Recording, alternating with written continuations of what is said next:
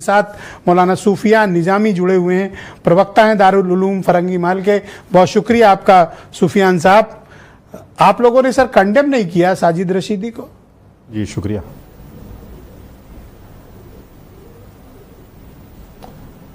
देखिए ब्रजेश भाई, सबसे पहली बात तो ये सुन लें कि सबसे पहला स्टेटमेंट जो भी घटना हुई है मस्जिद के ताल्लुक़ से जो विवाद पैदा किया गया और कुछ लोग जो मस्जिद चले गए, उस पर तरह तरह की मजहबी बातें भी की गई, गैर मजहबी बातें भी की गई।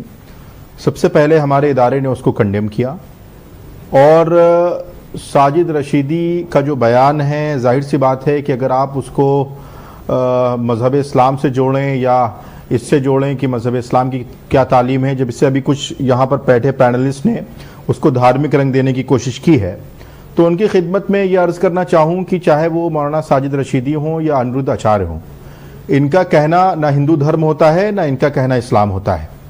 इस्लाम में औरत को जो मकाम दिया गया है उसके बारे में वाज़े तौर पर आप हजरात पढ़े लिखे हैं, बताने की ज़रूरत नहीं कि अगर माँ है तो माँ के पैरों के नीचे जन्नत कही गई है। और हुजूर पाक अलैहिस्सलातु वस्सलाम जो हमारे आखिरी नबी हैं, जब इस दुनिया से जा रहे थे तो उन्होंने हज्जतुल वदा के मौके पर जो एक नसीहत की थी वो ये नसीहत की थी कि देखो, ख़वातीन के बारे में अल्लाह से डरते रहना। तो कोई भी मौलाना हो, मैं तो अपने मज़हब की बात करता हूँ, दूसरे के मज़हब में क्या होता है क्या नहीं होता है वो उनके रिफॉर्मर जाने। मैं अपने मज़हब की बात ये करता हूँ कि अगर मज़हब इस्लाम का कोई शख्स जो अपने आप को आलिम कहे, मौलवी कहे, धर्मगुरु कहे और उसकी ज़बान से इस्लाम ज़ाहिर ना होता हो, उसकी गुफ्तगू से इस्लाम ज़ाहिर ना होता हो, उसकी बातचीत से इस्लाम का कोई उनसुर ज़ाहिर ना होता हो, तो मुझे लगता है कि वो सब कुछ हो सकता है मगर कोई अच्छा मुसलमान नहीं हो सकता। यही वजह है कि मौलाना साजिद रशीदी इससे पहले भी कई मरतबा आप हजरात हैं जो डिबेट में बैठकर हर दाढ़ी और टोपी वाले शख्स को मौलाना बना देते हैं, किसी को इस्लामिक स्कॉलर बना देते हैं। अब सवाल ये पैदा होता है कि मैं अगर सर मैं आपसे माफी चाहूंगा, लेकिन आपके नाम के आगे भी मौलाना लिखा हुआ है, ये लिखना है या हटाना है? जी जी जी नहीं, अगर आप लिखना चाहें तो लिखें, हटाना चाहें तो हटाएं, इससे मुझे कोई एतराज नहीं है। इसलिए कि मौलाना कोई कुरान और हदीस से निकला हुआ लफ्ज नहीं है जी। आलिम और इस्लामिक जानकार को मौलाना कहते हैं, मगर इसकी तहकीक भी जरूरी है कि क्या कोई शख्स मौलाना लिखने के बाद मौलाना के उसूलों को, उसके जवाबित पर अमल करता है कि नहीं करता है। अब एक मोहतरमा अगर मस्जिद चली जाती हैं, मस्जिद में जाकर वो बैठती हैं, आप उन पर कैसी कैसी मजहबी गुफ्तगू करते हैं, आपकी ज़बान आपके कंट्रोल में नहीं है, आप मतलब उनको इस तरीके की भाषा से उनको मुखातब करते हैं जिसका मज़हब इस्लाम से कोई ताल्लुक नहीं। और हालांकि हमने पहले भी कहा इस बात को कि तो मौलाना रशीदी ने ऐसा क्यों किया, आप इसके कारण क्या समझते हैं? कि कम पढ़े लिखे हैं, कम जानकार हैं? देखिए दो कारण है या राजनीतिक कारण? नहीं, मैं दो कारण उसके दो कारण आपको बताता हूं ब्रजेश भाई, आपने अच्छा सवाल किया है। देखिए, एक बहस यहां नहीं छिड़ी योगेंद्र राणा के ताल्लुक से।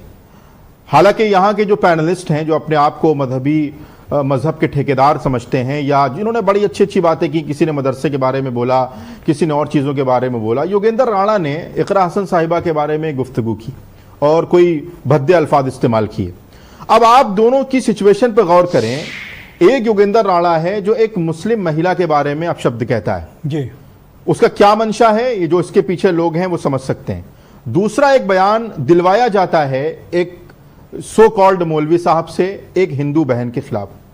अब दोनों चीजों में एक हिंदू एक मुसलमान के बारे में, एक बहन के बारे में सर मैं थोड़ा इंटरप्ट करूंगा, एक मुसलमान एक गैर मुस्लिम बहन के बारे में। साजिद रशीदी से कौन कहलवा देगा सर? जी अब आप बड़े आलिम हैं, कौन कहलवाया है? आप नाम बताएं सर। अरे अब ब्रजेश भाई आपको नहीं पता है और हो सकता है बहुत से हजरात को नहीं पता हो, लेकिन ये कोई ऐसी चीज नहीं है कि जिसके बारे में आपको तहकीक ना हो। आपको नेम करना चाहिए, नाम न लेना चाहते हो, आप मेरे मुंह से कहलाना चाहते हो, आप मेरे मुंह से कहलाना चाहते हो। ये वही ताकतें हैं जो मुल्क के अंदर इख्तिलाफात पैदा करना चाहती हैं, वही ताकतें हैं जो हिंदू और मुसलमान के दरमियान हमेशा से इख्तिलाफ पैदा करती आई हैं और आगे भी पैदा करना चाहती हैं।